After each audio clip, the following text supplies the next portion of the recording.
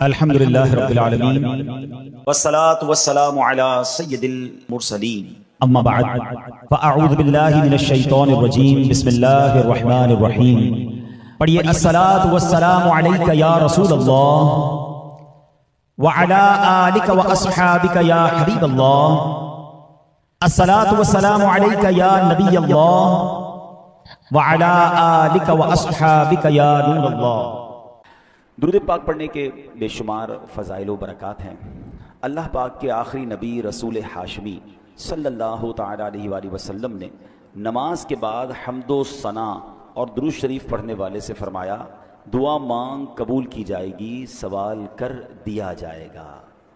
تو پتہ یہ چلا کہ جب بھی نماز سے فارغ ہوں تو اللہ پاک کی حمد و ثنا کر کے، جیسے ہم کہتے ہیں نا الحمدللہ رب العالمین والصلاة والسلام علی خاتم النبیین، یہ کوئی بھی خطبے کے الفاظ جس میں اللہ کی حمد بھی ہو، اللہ کی ثنا بھی ہو، اور اس کے بعد درود پاک پڑھ لیں۔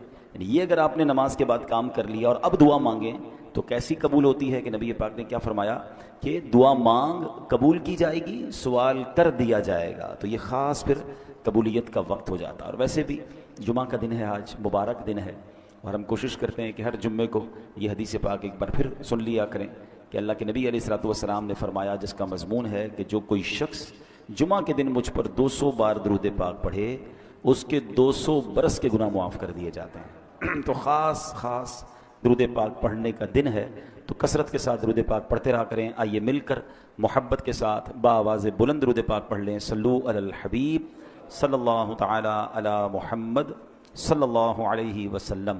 دعائیں ہوتی ہیں مقبول اس وسیلے سے، خدا کی خاص عنایت درود پاک سے ہے۔ ازل کے دن سے میرے مصطفیٰ کے چرچے ہیں، تمام دہر پہ رحمت درود پاک سے ہے۔ اللہ درود پاک سے سچی محبت عطا فرمائے۔ جمعہ کا جو بیان ہوتا ہے اس میں الحمدللہ ہم قرآن کی باتیں، قرآن کریم فرقان حمید کی کچھ آیتیں، پھر اس کے بعد اس کا ترجمہ اور اس سے ملنے والے میسج کو سمجھنے کی کوشش کرتے ہیں۔ آج قرآن پاک کی جو آیت ہے، میں اگر یہ کہوں تو غلط نہ ہوگا کہ قرآن کی اگر مشہور ترین آیتوں میں سے ایک آیت ہے، ویری امپورٹنٹ اور بہت کمال کی آیت ہے۔ پارہ نمبر 2 ہے، سورہ بقرہ ہے، اور آیت نمبر ہے 154۔ اللہ کریم قرآن مجید میں ارشاد فرماتا ہے، وَلَا تَقُولُوا لِمَن يُقْتَلُ فِي سَبِيلِ اللَّهِ أَمْوَاتٌ بَلْ أَحْيَاءٌ وَلَٰكِن لَّا تَشْعُرُونَ۔ بڑی کمال کی آیت۔ اس کا ترجمہ کیا ہے؟ آسان ترجمہ قرآن کنز العرفان۔ اور جو اللہ کی راہ میں مارے جائیں انہیں مردہ نہ کہو، بلکہ وہ زندہ ہیں لیکن تمہیں اس کا شعور نہیں۔ انشاءاللہ اس آیت کے بارے میں جانیں گے، کچھ ذکر کرتے ہیں کربلا والوں کا، اور پھر اسی آیت کے تحت اس میں کچھ بات بھی کریں گے۔ روایت میں ہے کہ جنگ صفین کا موقع تھا، مولا کائنات مولا علی شیر خدا کرم اللہ تعالی وجہ الکریم میدان کربلا سے گزرے۔ یاد رہے یہ کربلا سے بہت پہلے کا واقعہ ہے۔ امام حسین کی جب شہادت ہوئی تو مولا علی تو پہلے ہی شہید ہو چکے تھے، تو یہ بہت پہلے کا واقعہ۔ اسی مقام سے ایگزیکٹلی اس میدان سے جب حضرت علی گزرے تو آپ نے وہاں نماز فجر ادا کی اور اس کی مٹی کو اٹھا کر سونگھا، اور پھر درد بھرے لہجے میں کہا، یہ وہ جگہ ہے جہاں ایک جماعت شہید کی جائے گی، وہ سب کے سب بغیر حساب کے جنت میں داخل ہوں گے۔ سبحان اللہ، کیا شان ہے شہدائے کربلا کی۔ اس روایت سے مولا علی شیر خدا کرم اللہ تعالی وجہ الکریم کو اللہ کی عطا سے جو علم غیب عطا کیا گیا تھا وہ بھی معلوم ہو رہا ہے، اور یہ واقعہ تو ابھی سالوں بعد ہونا ہے، لیکن مولا علی نے پہلے بتا دیا۔ چاہیں تو اشاروں سے اپنے کایا ہی پلٹ دیں دنیا کی، یہ شان ہے خدمت گاروں کی، تو سرکار کا عالم کیا ہوگا۔ اچھا، یہاں یہ بھی پتہ چلا کہ اس میدان پہ کربلا والے امام حسین اور ان کے خاندان والے آئیں گے، شہید ہوں گے، اور سب کے سب بلا حساب جنت میں جائیں گے۔ یہ بھی ان کا مقام پتہ چل رہا ہے۔ اب آتے ہیں آیت کریمہ کی طرف۔ اب کربلا میں شریک ہونے والے خوش نصیب حسینیوں کے بڑے بڑے فضائل ہیں۔ ان میں بعض تو صحابہ تھے، اور ہمارا سچا پکا عقیدہ ہے کہ ہر صحابی جنتی ہے۔ پھر اس لشکر حسین میں صحابہ بھی تھے، تابعین بھی تھے، یعنی وہ خوش نصیب تھے کہ جنہوں نے صحابہ کرام علیہ رضوان کی صحبت پائی۔ یہ بھی بڑے اونچے رتبے والے تھے۔ پھر ان کا امام عالی مقام امام حسین کے ساتھ کربلا میں شریک ہونا، آپ پر اپنی جانیں قربان کرنا، یہ ایک اور عظیم فضیلت بنتی ہے۔ اللہ اکبر۔ اور پھر انہیں ایک اور بڑا مرتبہ کیا ملا کہ اللہ کریم نے انہیں شہادت عطا فرمائی۔ شہادت بہت بلند مرتبہ ہے، جیسا کہ ہم نے بھی قرآن پاک کی آیت میں سنا، وَلَا تَقُولُوا لِمَن يُقْتَلُ فِي سَبِيلِ اللَّهِ أَمْوَاتٌ بل احیاء ولکن لا تشعرون، اور جو اللہ کی راہ میں مارے جائیں انہیں مردہ نہ کہو بلکہ وہ زندہ ہیں لیکن تمہیں اس کا شعور نہیں۔ اب ذرا غور کیجئے، شہیدوں کی شان کیسی نرالی ہے۔ آدمی راہ خدا میں جہاد کرتے ہوئے لڑتے ہوئے مارا گیا، وفات ہو گئی، سر کٹ گیا، روح بدن سے نکل گئی، اسے کفن پہنایا، اس کی نماز جنازہ پڑھی، قبر میں اتارا، ظاہری آنکھیں دیکھ رہی ہیں کہ جناب آدمی کا انتقال ہو گیا ہے، مگر قرآن کیا کہہ رہا ہے؟ فرمایا خبردار یہ شہید ہیں، یعنی ہرگز مردہ نہ کہو بلکہ یہ زندہ ہیں، تمہیں شعور نہیں ہے نا عجیب بات، بھائی آنکھیں کہ دیکھ رہی ہیں کہ انتقال ہو گیا ہے، کفن پہنایا، جنازہ ہوا، قبر میں اتار دیا۔ بلکہ ایک اور قرآن کی آیت میں کیا ارشاد ہوتا ہے؟ وَلَا تَحْسَبَنَّ الَّذِينَ قُتِلُوا فِي سَبِيلِ اللَّهِ أَمْوَاتًا، قرآن کہتا ہے جو اللہ کی راہ میں شہید کیے گئے ہرگز انہیں مردہ خیال نہ کرنا۔ اللہ اکبر، یعنی کہنا تو دور کی بات ہے، اپنے دل میں بھی شہید کو مردہ بھی سوچنا بھی نہیں ہے۔ دو آیتیں یاد رکھیے کہ ایک جگہ کہا کہ انہیں مردہ نہ کہو، یہ زندہ ہیں، تمہیں شعور نہیں ہے۔ دوسری جگہ فرمایا ان کے بارے میں مرنے یعنی موت کا، یعنی یہ مردہ ہو گئے، اس بات کا خیال بھی دل میں نہیں لانا ہے۔ اللہ اکبر، کیوں؟ کیونکہ یہ دنیا سے چلا گیا ہے، اللہ پاک کے ہاں اب بھی زندہ ہے، اسے رزق دیا جاتا ہے۔ اب ذرا آگے چلتے ہیں۔ ڈاکٹر اقبال نے ایک سمجھ لے کہ بہت پیاری تشریح زندگی کی ہے۔ وہ لکھتے ہیں برتر از اندیشہ سود و ضیاء ہے زندگی، ہے کبھی جاں کبھی تسلیم جاں ہے زندگی۔ مطلب کیا ہے کہ یعنی زندگی نفع و نقصان سے بڑھ کر کوئی چیز ہے، سانسیں لیتے رہنا بھی زندگی ہے اور اللہ پاک کے نام پر سر قربان کر دینا بھی زندگی ہے۔ موت کو سمجھے ہیں غافل اختتام زندگی، موت کو سمجھے ہیں غافل اختتام زندگی، ہے یہ شام زندگی صبح دوام زندگی۔ یعنی یہ غافل لوگ سمجھیں کہ بھئی موت ہو گئی تو زندگی ختم ہو جائے گی، نہیں، بلکہ موت زندگی کا اختتام نہیں ہے۔ ہاں، موت ایک موڑ ہے جہاں سے بندہ فانی زندگی سے نکل کر دائمی اور حقیقی زندگی کا آغاز کرتا ہے، اور یہی ہمارا عقیدہ ہے۔ ہم اس دنیا میں ایک فانی زندگی گزارنے آئے ہیں، اصل تو جو دائمی ہماری زندگی ہے، ہمیشہ رہنے والی زندگی ہے، جو لمبا عرصہ رہنا ہے، وہ تو آخرت کا ہے۔ یہاں تھوڑا ٹائم آئے ہیں۔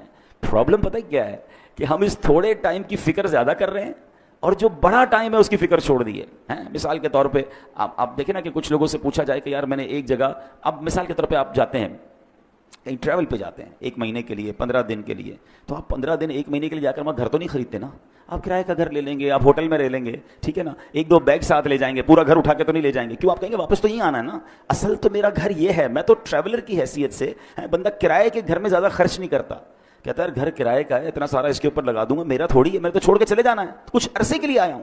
کراچی میں بھی کچھ لوگ ایسے ہوتے ہیں جو دیگر شہروں سے جاب کرنے آتے ہیں، کاروبار کرنے آتے ہیں، مگر اصل ان کا دھیان کیا ہوتا ہے کہ میری فیملی گاؤں میں ہے یا فلاں علاقے میں ہے، میں نے وہاں جانا ہے، میں نے گھر بھی بنانا ہے تو وہاں بنانا ہے، کیونکہ میرا مستقل ٹھکانہ یہ نہیں ہے۔ دنیا میں یہ ساری لاجک سمجھ آتی ہیں، مگر یہ کیوں نہیں سمجھ آتا کہ ایکچولی یہ پوری دنیا ہی میرا ٹھکانہ نہیں ہے، میں یہاں مسافر کی حیثیت سے ہوں، کوئی 50 سال کے لیے آیا ہے، کوئی 60 سال کے لیے آیا ہے، کوئی 70 سال کے بعد چلا جائے گا، ماں باپ کی دعا لگ گئی تو 80-100 سال اس کے بعد تو چلا ہی جائے گا نا، وہاں 25-50-100 سال کی کہانی نہیں ہے۔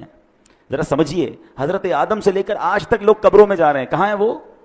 بتائیے نا، کہاں ہیں؟ قبروں میں ہے نا، ہزاروں سال ہو گئے، ہزاروں سال سے قبر میں ہے کوئی بندہ، تو بتاؤ دنیا میں تو 60-70 سال رہا، قبر میں ہزاروں سال سے ہے، تو اس کا مطلب بڑا ٹھکانہ تو قبر تھا۔ گھر کی فکر زیادہ ہونی چاہیے تھی، قبر کی زیادہ ہونی چاہیے تھی۔ میں اور آپ مریں گے، وی ڈونٹ نو کہ کب تک قیامت آئے گی، بھائی پتہ نہیں 500 سال، 1000 سال، 2000 سال، میں نے قبر میں رہنا ہے، اور قبر ایک باکس کا نام نہیں ہے۔ یہ غیر مسلموں کا عقیدہ ضرور ہوتا ہوگا کہ جناب بندہ قبر میں جائے اور اس کے بعد اس کا فنش سب ختم، نہیں، ہمارا ایمان ہے کہ قبر میں حساب سوال بھی ہوں گے، قبر میں جناب عذاب اور جزا ہوگی۔ نبی پاک علیہ الصلوۃ والسلام نے واضح طور پر فرمایا، میرا ایمان، میں نے کلمہ پڑھا اپنے نبی علیہ السلام کا، ان کا فرمان میرے لیے آخری دلیل، میرے آقا فرماتے ہیں جس کا مضمون ہے قبر 2 طرح کی ہوتی ہے۔ قبرستان جاتے ہیں نا، قبرستان میں اوپر سے قبریں ایک جیسی دکھتی ہیں، ہاں وہ ایک جملہ ہے نا محاورہ، قبر کا حال مردہ جانتا، بالکل ٹھیک ہے۔ آپ مثال کے طور پر ڈیفینس میں چلے جائیں یا کسی ایسی سوسائٹی میں جائیں کہ جس سوسائٹی میں سوسائٹی والوں نے ایک جیسے بنگلے بنائے ہوں، تو آپ کیا کہیں گے؟ یار بنگلے دیکھ کے تو پتہ ہی نہیں چلتا اندر امیر کون ہے غریب کون ہے۔ پاکستان میں تو خیر اب ہر اسٹائل کا گھر دیکھ کر اندازہ ہو جاتا ہے، اگر آپ UK جائیں یا بیرون ملک میں کئی ایسے ملک ہیں جہاں سب گھر ایک جیسے ہوتے ہیں، اندر رہنے والے کا پتہ ہی نہیں چلتا کہ اس میں سے امیر کون ہے غریب کون ہے، کیونکہ سب کے گھر ایک جیسے ہیں۔ بالکل اسی طرح قبرستان ہوتا ہے، سب کی قبریں اوپر سے ایک جیسی دکھتی ہیں، مگر ہمیں نہیں پتا کہ کس کی قبر میں عذاب ہو رہا ہے، کس کی قبر جنت کا باغ بنی ہوئی ہے۔ میرے نبی علیہ الصلوۃ والسلام نے فرمایا نا کہ قبر 2 طرح کی ہوتی ہے، دیر از نو تھرڈ آپشن۔ ہاں ایک اور بات سمجھیے، کراچی کی بات کر لیتے ہیں۔ کراچی میں رہنے کے کتنے سارے آپشنز ہیں، کتنی ساری کیٹیگریز بنتی ہیں اگر غور کریں. کچھ لوگ ہیں جو روڈ پہ سوتے ہیں, غریب ہیں بیچارے, گھر نہیں ہے. ایسے بھی آپ کو لوگ کراچی میں ملیں گے. کچھ لوگ ہیں جو بیچارے جھونپڑیوں میں رہتے ہیں, ان سے اوپر ہیں مگر بہت غریب ہیں بیچارے, جھونپڑیاں بنا کے رہتے ہیں. اور اوپر جائیں تو کچھ لوگ ہوں گے جو غریب علاقوں میں رہتے ہیں, جس کو ہم لوور کلاس کہتے ہیں, ٹھیک ہے. پھر اس کے بعد اس سے تھوڑا سا بہتر علاقہ آ جائے گا تو اس کو لوور مڈل کلاس کہتے ہیں, ٹھیک ہے. پھر اس کے بعد مڈل کلاس کے علاقے آتے ہیں, اوپر چلیں تو اپر مڈل کلاس ہے, پھر اس کے بعد اپر کلاس ہے, اور آگے جائیں تو کہتے ہیں ایلیٹ کلاس ہے. یہ کتنے کیٹیگری بن گئی ہے. کراچی میں میرے حساب سے 15 لاکھ کے گھر میں بھی کوئی رہتا ہے اور 150 کروڑ کے گھر میں بھی کوئی رہتا ہوگا. کتنا فرق ہے نا. تو کیٹیگریز ہیں, مگر قبر میں 2 ہی کیٹیگریز ہیں, یہ سمجھنا ہے. نبی پاک نے فرمایا 2 کے علاوہ تیسری نہیں ہے. 2 قبر 2 طرح کی ہوتی ہے. اب میں نے اور آپ نے چوز کرنا ہے اسی زندگی میں لائف اچھی گزار کر کے ان 2 میں سے کون سی کیٹیگری میں جانا ہے. آقا فرماتے ہیں یا تو جنت کے باغوں میں سے ایک باغ ہوتی ہے یا تو دوزخ کے گھڑوں میں سے ایک گھڑا. اب پلیز اس بات کو ریئلائز کیجئے, میں ادھر ہمیشہ نہیں رہوں گا. میرا پہلا ٹھکانہ قبر ہے, وہ تو اچھی بنے, 2 میں سے ایک ہی بنے گی نا, یا تو جنت کا باغ یا جہنم کا گھڑا. فیصلہ کیسے ہوگا؟ فیصلہ اس لائف سے ہوگا کہ جو دنیا میں 50 60 70 سال گزار کر لائے وہ ایسی گزاری کہ اللہ راضی, اس کے حبیب راضی, تو پھر تو جنت کے مزے ہیں قبر میں, پھر تو ٹینشن ہی نہیں ہے. حدیث پاک کے ایک الفاظ ہیں بڑے پیارے ہیں کہ جب اللہ کا نیک بندہ قبر میں جاتا ہے نا, جس سے رب راضی ہو, تو پتہ ہے اس کو فرشتے آ کے کیا کہتے ہیں؟ نم کا نومۃ العروس, سو جا کہ جیسے دلہن سوتی ہے, سکون سے. ہاں جنت کی کھڑکی کھل جائے اور وہ مزے میں. لیکن اللہ جس سے ناراض ہوا, نبی پاک علیہ السلام کی احادیث میں مضمون ملتا ہے, میرے آقا نے نا دونوں ہاتھ ملا کر بتایا کہ بے نمازی کو قبر ایسے دبائے گی کہ اس کی پسلیاں ٹوٹ پھوٹ کر ایک دوسرے میں پیوست ہو جائیں گی. آج کل عید کے دنوں میں یا کبھی دوست کوئی ملے ذرا جاندار قسم کا, زور سے دبا دے تو چیخ نکل جاتی ہے. تو جب قبر دبائے گی نا تو نبی پاک نے یہ فرمایا. اب یہ تو صرف بے نمازی کی سزا ہے, سود خور ہے, ظلم کرنے والا ہے, قتل کرنے والا ہے, زیادتی کرنے والے ہیں, اللہ کو ناراض کرنے والے کام چھوڑ دیں. ہم یار ہمیشہ نہیں رہیں گے, اس بات کو سمجھ جائیں. میں پھر یہ شعر سناتا ہوں, کیا کمال کی بات ہے, اللہ کرے سمجھ آ جائے. موت کو سمجھے ہے غافل اختتام زندگی, ہے یہ شام زندگی صبح دوام زندگی. اصل زندگی تو اس زندگی کے بعد شروع ہونی ہے. میں اور آپ یہاں پر آئے پھر کیوں ہیں بھائی؟ ہم ایک ٹیسٹ دینے آئے ہیں. Please try to understand. آپ سب نے ٹیسٹ دیے ہوں گے, آپ میں سے کوئی اسکول کا ٹیسٹ دیا ہوگا, کسی نے مدرسے کا دیا ہوگا, کسی نے کالج کا دیا ہوگا. ٹیسٹ روم میں ہمارا فوکس کیا ہوتا ہے؟ پیپر ٹھیک ہو جائے. کوئی اور کام نہیں کرتے, ادھر جا کے کوئی سوتا نہیں ہے تکیا لے کے کہ بھائی چلو 3 گھنٹے کا پیپر ہے, 2 گھنٹے سو جاؤں اور اس کے بعد آدھا گھنٹہ کھیل کود کر لوں, آخری آدھا گھنٹہ دیکھ لوں گا, اتنی دیر میں 2 گھنٹہ بچ جائے گا, چلو بھائی پیپر واپس کرو. ایگزیکٹلی زندگی ایسی ہی ہے. اور میں نہیں کہہ رہا میں کو قرآن کی آیت سناؤں گا, اور تقریباً وہ آیت سناؤں گا جو آپ سب نے کئی بار سنی ہوگی. وہ کون سی آیت ہے؟ اللہ قرآن میں فرماتا ہے الذی خلق الموت والحیات لیبلوکم ایکم احسن عملا. کچھ سنی لگ رہی ہے نا, یہ سورہ ملک میں آیت ہے. اللہ کیا فرماتا ہے؟ ہم نے موت اور زندگی کو اس لیے پیدا کیا کہ دیکھیں تم میں سے کون اچھے عمل کر کے آتا ہے. یعنی اٹ مینس مجھے اور آپ کو بھیجا گیا ہے, اور اب واپس جب جائیں گے نا تو پھر چیک کیا جائے گا کہ کون اچھے عمل کر کے لایا. دیٹ از دا ریزن, اس لیے آیا ہوں میں یہاں پر. نہیں مگر یہاں تو قبر کی فکر ہی ختم. موت کی تو بات ہی کوئی نہیں کرتا نا. مرنے کی بات نہ کرو بھائی, کوئی اور بات کرو. پلاننگ بتاؤ اگلے 5 سال بعد کیا کرنا ہے, 10 سال بعد کیا کرنا ہے, اگلا فیوچر کیا ہوگا, دنیا میں کیا دیکھنا ہے. اچھا میرے اللہ نے دنیا بھی بڑی اچھی بنائی ہے. ہمیں دنیا میں انجوائے کرنے سے منع نہیں کیا, ہمیں کھانے پینے گھومنے پھرنے فیملی کو ٹائم دینے سے منع نہیں کیا, مگر اس میں کنڈیشن ایک ہی رکھی گئی ہے, یہ سب کام کرنے ہیں حرام کام سے بچ کر. بچوں کو کھلائیں, اس کا ثواب ہے. فیملی پہ خرچ کریں, اس کا ثواب ہے. بچوں کو خوش کریں, اس کا ثواب ہے. اپنے دوستوں کو کھانا کھلائیں, اس کا بھی ثواب رکھا گیا. مگر نیت کیا ہے؟ تفاخر کی, غرور کی, پراؤڈ کی, لوگوں پر روب جمانے کی نہیں. نیت اللہ کی رضا. پھر اس کے بعد حرام کام اس میں ایڈ کر دیتے ہیں. ہم بچوں کو کھلاتے کھلاتے بچوں کو حرام جگہ پہ لے جاتے ہیں, بچوں کو خوش کرتے کرتے ان کو سنیما لے جاتے ہیں. خوش کریں نا, کس نے بنا کیا ہے, لیکن حرام چیزوں سے بچیں. تو ایسی بہت ساری ڈیٹیل ہے, لیکن میں نے بس میرا موضوع چونکہ آج شہید ہے, لیکن بات چلی تو میں اس طرف لے گیا کہ مجھے اور آپ کو بھی جس طرح دنیا میں اپنے گھر کی فکر ہے, جس طرح دنیا میں رہنے کے کل کیا ہوگا, سال بعد کیا ہوگا, 5 سال بعد کیا ہوگا, سوچتے رہتے ہیں. تو یار یہ تو سوچو قبر میں کیا ہوگا, وہاں سوالات کے جوابات دے سکوں گا کہ نہیں, میری قبر جنت کا باغ بنے گی کہ نہیں. اچھا قبر پہ ہی معاملہ ختم تھوڑی ہے, قبر کے بعد تو پھر محشر کا دن ہے, اور پھر آگے جنت اور دوزخ کا فیصلہ ہے. لیکن بڑی خوبصورت بات علماء فرماتے ہیں, قبر پہلی منزل ہے. جو ادھر کامیاب ہو گیا نا وہ آگے بھی کامیاب, یعنی پہلا ٹیسٹ پاس ہو گیا ہے تو آگے بھی خیر ہے. ادھر ہی پھنس گیا, حضرت عثمان غنی رضی اللہ تعالیٰ عنہ کتنی عظیم ہستی ہیں, آپ عشرہ مبشرہ میں سے ہیں, ذوالنورین ہیں, قطعی جنتی ہیں. نبی پاک سے کئی بار جنت کی بشارت سنی ہے. مگر جب قبرستان جاتے تھے نا تو زارو کتار روتے تھے, داڑھی آنسوؤں سے تر ہو جاتی تھی. تو کسی نے کہا آپ کے سامنے محشر کا ذکر ہوتا ہے آپ نہیں روتے, جہنم کا ذکر ہوتا ہے اتنا نہیں روتے, لیکن آپ جب قبرستان جاتے ہیں تو بہت روتے ہیں. تو کمال کی بات فرمائی, فرماتے قبر ہی پہلی منزل ہے, جو ادھر کامیاب ہو گیا وہ آگے بھی کامیاب ہو گیا. تو please try to prepare beautiful grave for you. اپنی بہترین قبر بنانے کی کوشش کرنی ہے. وہ پیسوں سے نہیں ہوگی کہ میں کہوں بھائی میرے مرنے کے بعد ماربل والی قبر بنا دینا. آپ ماربل نہیں, سونے کی قبر بنا لیں. اگر اللہ ناراض ہے تو اندر عذاب ہو رہا ہوگا. باہر کا قبر کا کوئی کمال نہیں ہے, اندر کی کہانی اور ہے. اللہ کرے یہ بات مجھے بھی سمجھ آ جائے, یہ بات آپ کو بھی سمجھ آ جائے. اب امام حسین رضی اللہ تعالیٰ عنہ کی بات چل رہی ہے, شہیدوں کی بات چل رہی ہے. حضرت زید بن ارقم رضی اللہ تعالیٰ عنہ, شہید زندہ ہوتا ہے نا. اب ذرا سنیے گا واقعہ, میں امام حسین کا واقعہ سنانے لگا ہوں. صحابی رسول حضرت زید بن ارقم کہتے ہیں جب یزیدی لشکر نے ظلم پہ ظلم ڈھایا کہ امام عالی مقام کے سر انور کو معاذ اللہ جب نیزے پر اٹھا لیا گیا, شہید کر کے سر مبارک کو معاذ اللہ کٹ کر کے اب نیزے پر اٹھا کر اسے گلی گلی لیے پھرتے تھے. اللہ اکبر. وہ سمجھتے تھے کہ ہم ان کو معاذ اللہ ان کی عزت ختم کر رہے ہیں, بلکہ یہ نیزے پر سر مبارک کو لے کر گھومنا بھی ان کی عزتوں کو بڑھا رہا تھا. کیا خوبصورت بات شاعر لکھتے ہیں نا, سر شہیدان محبت کے ہیں نیزوں پر بلند, اور اونچی کی خدا نے قدر و شان اہل بیت. تو وہ کہتے ہیں کہ جب میں نے دیکھا کہ امام حسین کے سر کو لے جایا جا رہا ہے تو میں اپنے مکان کے اوپر والے حصے میں تھا, بالا خانے میں تھا. تو بدبخت یزیدی جب نبی حضرت امام حسین کے سر انور کو لے کر جا رہے تھے نا, تو میں نے امام حسین کے منہ مبارک سے یعنی سر سے تلاوت کی آواز سنی, اور آپ یہ آیت پڑھ رہے تھے سورہ کہف کی, ام حسبت ان اصحاب الکہف ام حسبت ان اصحاب الکہف والرقیم کانوا من آیاتنا عجبا. کیا تمہیں معلوم ہوا کہ پہاڑی, غار اور جنگل کے کنارے والے وہ ہماری نشانیوں میں سے ایک عجیب نشانی تھے. اللہ اکبر. عبادت ہو تو ایسی ہو, تلاوت ہو تو ایسی ہو, سرے شبیر تو نیزے پہ بھی قرآن سناتا ہے. یہاں امام حسین کے چاہنے والوں کو ایک میسج بھی ہے کہ میرے امام تو تلوار پر نیزے پر بھی قرآن پڑھتے تھے, اور آج پنجتن کے غلام کہلانے والوں کو کیا قرآن پڑھنا آتا ہے؟ اور پھر آتا ہے تو پڑھتے کتنا ہے؟ ایسا نہ کریں.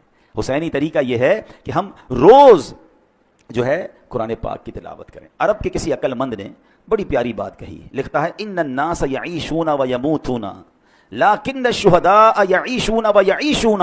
کہتے ہیں انسان جیتے رہتے ہیں پھر مر جاتے ہیں, مگر شہید جیتے ہیں پھر شہید ہو کر ہمیشہ کی زندگی کو پا لیتے ہیں. تو شہیدوں کا مرتبہ تو بڑے کمال کے ہیں. اللہ اکبر. علماء کہتے ہیں کہ شہید کیوں کہا جاتا ہے, لفظ شہید کیوں کہا جاتا ہے, تو کہا کیونکہ شہید زندہ ہوتا ہے اور اس کی روح ہمیشہ حاضر رہتی ہے. کیونکہ شہید کے جو لفظی معنی ہے نا وہ ہے حاضر کے, ٹھیک ہے, حاضر, موجود, گواہ, یہ شہید کے ایگزیکٹلی معنی ہے. تو جو اللہ کی راہ میں شہید ہوتے ہیں ان کو شہید کیوں کہتے ہیں؟ فرمایا کہ شہید تو زندہ ہوتا ہے, اس کی روح ہمیشہ حاضر ہی رہتی ہے, لہٰذا اسے شہید کہا جاتا ہے. ایک وجہ فرمائی کہ اللہ پاک اور فرشتے اس کے جنتی ہونے کے گواہ ہو جاتے ہیں, اس لیے اس کو شہید کہا جاتا ہے. جیسے اس کی روح نکلتی ہے جنتی انعامات دیکھ لیتی ہے, یہ روح نکلتے وقت صرف رحمت کے فرشتوں کو دیکھتا ہے, عذاب کے فرشتوں کو نہیں دیکھتا. اور شہید کے لیے فرشتے اس کے اچھے خاتمے کے گواہ ہوتے ہیں, اس لیے اس کو شہید کہا جاتا ہے. اللہ اکبر. مفتی احمد یار خان نعیمی رحمۃ اللہ تعالی علیہ نے اس کی بڑی پیاری وجہ لکھی. وہ فرماتے ہیں دیگر مسلمان قیامت کے دن حساب کتاب سے فارغ ہو کر جنت میں پہنچیں گے, اس سے پہلے کہ ان کی قبر میں جنت کی ایک کھڑکی کھولی جاتی ہے, مگر شہید وہ خوش بخت ہے کہ روح نکلتے ہی وہ ڈائریکٹ جنت میں پہنچ جاتا ہے, وہاں کی سیر بھی کرتا ہے, وہاں کے رزق بھی کھاتا ہے. تو یہ مرتبہ ہوتا ہے شہید کا. اور شہید سے اللہ کریم جب قیامت کے دن پوچھے گا نا کہ اور تمہیں کچھ چاہیے, تو کہیں گے یا اللہ تو نے جنت کی سیر کی اجازت دی ہے, ہم جنت کا نعمتیں کھاتے ہیں, اور کیا چاہیے؟ اور کچھ چاہیے. جب 3 بار سوال ہوگا اللہ اکبر تو پھر شہید کہے گا کہ یا اللہ مجھے واپس بھیج دے, میں پھر تیری راہ میں شہید ہونا چاہتا ہوں. شہادت کا مرتبہ اور اس کا لطف اور اس کا مزہ یہ ہے کہ بندہ پھر شہید ہونا چاہتا ہے.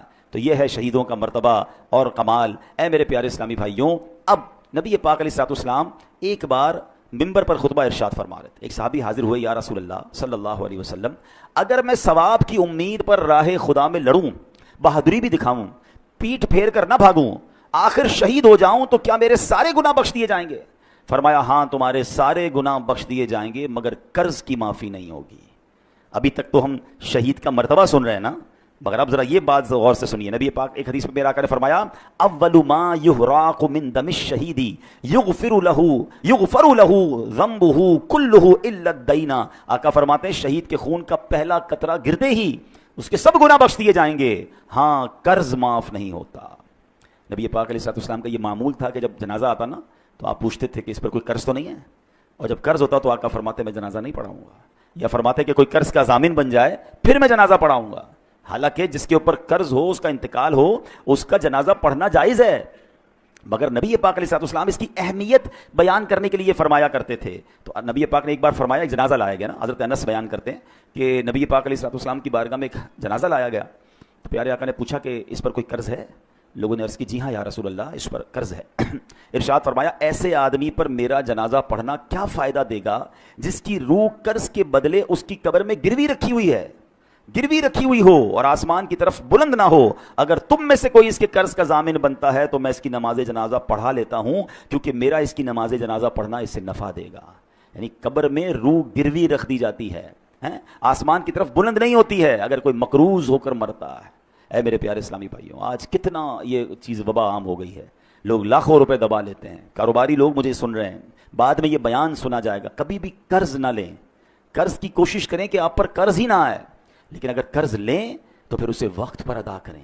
ہاں آج کل تو معاملہ ہی الگ ہے نا، قرض لیتے وقت بندہ اور ہوتا ہے اور لینے کے بعد انداز ہی بدل جاتا ہے، بندہ کہتا ہے یہ وہی آدمی تھا جس کو پیسے دیے، بڑی منتیں کر کے بڑی ریکویسٹ کر کے پیسے لیے تھے، اب پیسے لینے کے بعد نہ فون اٹھا رہا ہے نہ جواب دے رہا ہے، بیچارہ جس کے پیسے وہ دھکے کھا رہا ہے۔ یہ نہ کیا کریں۔ روایتوں میں آتا ہے اگر کسی نے کسی کی رقم دینی ہے اور پیسے ہوتے ہوئے نہیں دے رہا ہے، ایک تو نا کہ ختم ہو گیا، اس کی الگ ایک پوری تفصیل ہے، لیکن اگر اس کے پاس ایسا کچھ ہے کہ اپنا سامان بیچ کر اپنی تمام چیزیں بیچ کر قرض ادا کر سکتا ہے تو اس کو کرنا پڑے گا، ورنہ ہر لمحے گناہگار ہو رہا ہے، اس کے گناہوں کا میٹر شروع ہو رہا ہے۔ تو کبھی بھی ایسا نہ کریں، قرض لیں تو اچھی نیتوں سے لیں، وقت سے پہلے لوٹائیں، پھنس گئے ہیں تو جواب تو دیں، رپلائی تو دیں، اس کے پاس جا کر معذرت کریں اس سے کہ بھائی میں پریشان ہوں، مجھے تھوڑا اور وقت دے دو، لیکن اب تو معاملہ ہی الگ ہے، بندہ ہی غائب ہو جاتا ہے۔ آج غائب ہو جاؤ گے پھر کیا ہوگا قبر میں؟ پتہ ہے قیامت کے دن ان پیسوں کے بدلے نیکیاں دینی پڑیں گی، وہاں پیسے نہیں ہوں گے کہ بھائی یا اللہ میں نے اس کے 2 لاکھ لیے تھے، محشر کے دن میں 2 لاکھ دے رہا ہوں، نہیں، وہاں چیک بک نہیں ہوگی، وہاں کیا ہوگا؟ روایتوں میں آتا ہے کہ جو اعلیٰ حضرت امام اہل سنت لکھتے ہیں کہ جو کسی کے 3 پیسے جان بوجھ کر دبا لے، 3 پیسوں کی ویلیو کیا ہے آج کل تو لوگ پتہ نہیں کتنا زمینوں پہ قبضہ کر رہے ہیں، پیسے دبا رہے ہیں، فرمایا اسے قیامت کے دن 700 مقبول با جماعت نمازیں دینی پڑ جائیں گی۔ ایک طرف 3 پیسے ہوں گے، اس کے بدلے دینا کیا پڑے گا؟ 700، وہ بھی مقبول با جماعت نمازیں۔ جس نے کروڑوں کھائے ہیں، جس نے زمینوں پہ قبضہ کیا ہے، جو لوگوں کا پیسہ نہیں لوٹا رہا ہے، وہ کیا جواب دے گا قیامت؟ نبی پاک نے جنازہ پڑھانے سے منع فرما دیا۔ اے میرے پیارے اسلام بھائی، نبی پاک نے ارشاد فرمایا جن گناہوں سے اللہ پاک نے منع کیا ہے ان میں سے رب کریم کے نزدیک سب سے بڑا جرم یہ ہے کہ انسان قرض لے کر مرے جس کی ادائیگی کے لیے مال نہ چھوڑے، تو یہ نہ کیا کرے۔ ہاں اب ایک اور پرابلم، پیسے لیے کاروبار میں تو چلتا رہتا ہے، بھائی کسی کا کریڈٹ ہے، کسی کا ڈیٹ ہے، میں نے کسی کو پیسے دینے ہیں، کسی سے لینے ہیں، لیکن اس کو اچھی طریقے سے لکھت پڑھت کریں، وقت پر پیسے دیا کریں، اور اگر آپ کو لگتا ہے کہ ابھی جس کو دینے وہ نہیں مل رہا یا آگے پیچھے ہو گیا تو اس کو وصیت کر کے جائیں، اپنے بچوں کو بتا کر جائیں۔ کسی کا انتقال ہوتا ہے، اگلے لوگ پریشان ہو جاتے ہیں کہ یار اس نے کسی کو گھر میں بتایا نہیں میرے پیسے ہیں۔ یعنی کتنی عجیب بات ہے کہ میں نے کسی کو رقم دینی ہے یا اس کی کوئی امانت میرے پاس ہے، میرے سوا کسی کو پتہ ہی نہیں ہے۔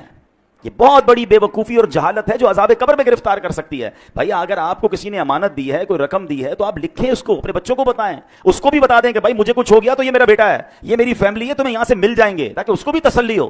آج کل تو اچھا یہ بھی ہمارے لوگ بھی بڑے بھولے بھالے ہیں، کروڑوں روپے کا کاروبار کریں گے، گھر میں کسی کو نہیں جانتے، صرف اسی کو جانتے ہیں، نہ اس کے بیٹے کا پتہ، نہ گھر کا پتہ، بعض اوقات تو گھر کدھر ہے یہ بھی نہیں پتا۔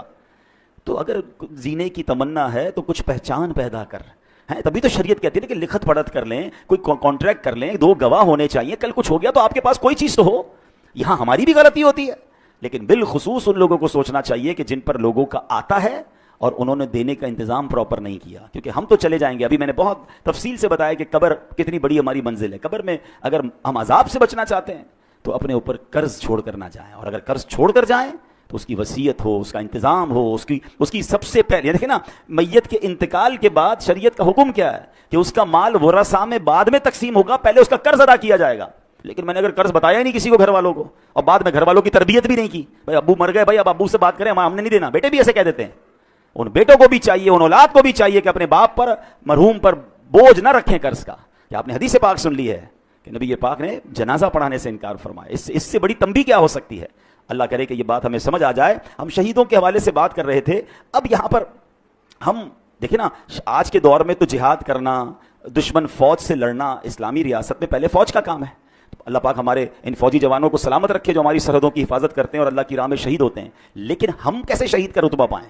ہم تو سویلین ہیں، सुभान अल्लाह, हमारा इस्लाम कितना कंप्लीट है। अब सुनिए नबी पाक अलैहिस्सलाम ने क्या खूबसूरत फरमाया, मन सअलल्लाह शहादत मुखलिसन आताहुल्लाहु अजरा शहीदिन व इन माता अला फिराशिही। मेरे आका फरमाते हैं मुस्नद इमाम अहमद की हदीस कि जो सच्चे दिल से शहादत की दुआ करे वो अगरचे बिस्तर पर ही मर जाए, अल्लाह पाक उसे शहीदों वाला सवाब अता फरमाएगा। हम दुआ तो कर सकते हैं ना कि अल्लाह मुझे शहादत वाली मौत अता फरमा। अच्छा, हजरत उमर फारूक रदी अल्लाह तआला कमाल देखें, आपकी दुआ क्या थी, अल्लाहुम्मा रज़ुक़ना शहादतन फी सबीलिका वजअल मौती फी बलदी रसूलिका। ए अल्लाह मुझे शहादत वाली तेरी राह में मौत भी दे और तेरे हबीब अलैहिस्सलाम के शहर मदीने में मौत दे। अच्छा, उस जमाने में सहाबा इकराम हैरान होते थे कि हजरत उमर कैसी दुआ कर रहे हैं, मदीना कैपिटल है, इस पर तो हमला नहीं होना, इधर तो फौज भी है, चीजें हैं, यहां कैसे शहादत मिलेगी इनको, ये दुआ करते रहते थे। अल्लाह ने कैसी दुआ कबूल की कि ऐन मदीना पाक में मस्जिद नबवी के अंदर मुसल्ला रसूल पर इमाम हजरत उमर फारूक नमाज फजर पढ़ा रहे हैं। आप जगह तो देखें, मस्जिद नबवी, नबी पाक का मुसल्ला और फजर की नमाज की इमामत कर रहे हैं, और उस नमाज के ऊपर आप नमाज के दौरान आप पर हमला होता है और अल्लाह करीम आपको शहादत का मर्तबा अता फरमाता। तमन्ना थी ना, हम तो ये तमन्ना भी नहीं कर रहे होते। तो शहीद, अगर शहीद शहादत का रुतबा, हम दुआ करें अल्लाह से, अल्लाह पाक करीम है, हमें मौका मिल सकता है। इसी तरह बहुत खूबसूरत एक हदीस है, हज़रत अब्दुल्लाह इब्न उमर से रिवायत है कि रसूल ज़ीशान मक्की मदनी सुल्तान सल्लल्लाहु अलैहि वसल्लम ने फरमाया, जो चाश्त की नमाज पढ़े, हर महीने 3 रोजे रखा करे, सफर हो या हजर, यानी सफर में हो या घर पे हो, किसी हाल में भी नमाज वितर ना छोड़े, उसके लिए शहीद वाला सवाब लिख दिया जाता है। तो ये 3 काम गौर कर सुन लें कि चाश्त की नमाज। अच्छा, इशराक और चाश्त बहुत प्यारी नमाजें हैं, बड़े इसके फजाइल हैं, और ये हम कब पढ़ सकते हैं, जब फजर का वक्त ख़त्म होता है ना, आप टाइम टेबल पे देख सकते हैं, उसके 20 मिनट गुजरने के बाद आप इशराक और चाश्त के नवाफिल पढ़ सकते हैं। इसके कम से कम 2-2 रकातें पढ़ लें, ज़्यादा भी पढ़ सकते हैं। और सुभान अल्लाह, इशराक और चाश्त की बड़ी फजीलतें हैं। और फिर ये जो हर महीने 3 रोज़े रखने हैं, इसमें अच्छा ये है कि अयाम 20 के रोज़े रख लिए जाएं। हर इस्लामी तारीख की 13, 14, 15 तारीख को अयाम 20 कहा जाता है। इन दिनों में अगर आप रोज़े रख लेंगे इंशाअल्लाह, तो सुभान अल्लाह, ये सुन्नत की अदायगी के लिए इससे पीर का रोज़ा भी रख सकते हैं। तो ये 3 रोज़े अगर अल्लाह करे हमारी आदत बन जाए तो शहादत का मर्तबा मिल रहा है, तो और क्या चाहिए। हज़रत अबू कतादा अंसारी रदी अल्लाह तआला अन्हु फरमाते हैं, नबी पाक अलैहिस्सलाम से हर पीर के रोज़े के बारे में अर्ज़ किया गया कि हुजूर आप पीर का रोज़ा रखा करते हैं, तो इरशाद फरमाया, इसी दिन मेरी विलादत हुई और इसी दिन मुझ पर वही नाजिल हुई थी। तो बहरहाल अल्लाह करीम हमें इन नेकियों पर अमल करने की तौफीक अता फरमाए। और आज जो हमने शहादत के बारे में सुना, इसके बारे में भी, फिर कब्र के बारे में हमने सुना कि कब्र की तैयारी कैसे करनी है, फिर हमने कर्ज़ के बारे में सुना कि कर्ज़ के मामलात पर कितना ख्याल रखना है। ज़िंदगी के एक उसूल बना लें कि मेरे ऊपर, मेरी ज़ात पर किसी का कुछ रह ना जाए, जो भी है ढूंढ कर तलाश करके उसको पहुँचाएँ। देर हो गई है तो माफ़ी दुनिया में मांग लें, क्योंकि आखिरत में हम हिसाब नहीं कर सकेंगे। और हमने एक और चीज़ देखी है कि जिस किसी ने किसी के पैसे खाए हैं, माल दबाया है, दुनिया में भी उसे बर्बाद होते देखा है, और जिसका खाया गया है ना, हमने हैरत अंगेज तौर पर ऐसा देखा है कि अल्लाह ने उससे ज़्यादा उसे अता फरमा दिया है। तो मजलूम की मदद गैब से होती है, जालिम बर्बाद होता है। अल्लाह हमें ये सोच नसीब फरमाए। और यहाँ पर एक आखिरी बात करके अपनी गुफ्तगू ख़त्म करता हूँ कि हमने कुरान की आयत से अपने बयान को शुरू किया था कि अल्लाह की राह में शहीद होने वाले को मुर्दा ना कहो, तुम्हें शऊर नहीं है वो अल्लाह की बारगाह में ज़िंदा हैं। तो अब ज़रा टेक्निकली और लॉजिकली समझ लें कि अगर किसी नबी का उम्मती शहीद हो जाए, ठीक है, वो शहीद हो जाए तो वो अल्लाह की बारगाह में ज़िंदा है, तो फिर नबी की जो ज़िंदगी है उसका आलम क्या होगा। वो तो उस उम्मत के भी आका हैं। तो सुभान अल्लाह, अहादीस में भी ये मज़मून मिलता है कि अल्लाह ने ज़मीन पर हराम करार दिया है कि वो अम्बिया के जिस्मों को खाए। अम्बिया हयात होते हैं और वहाँ उन्हें रिस्क दिया जाता है। ये कमाल है अल्लाह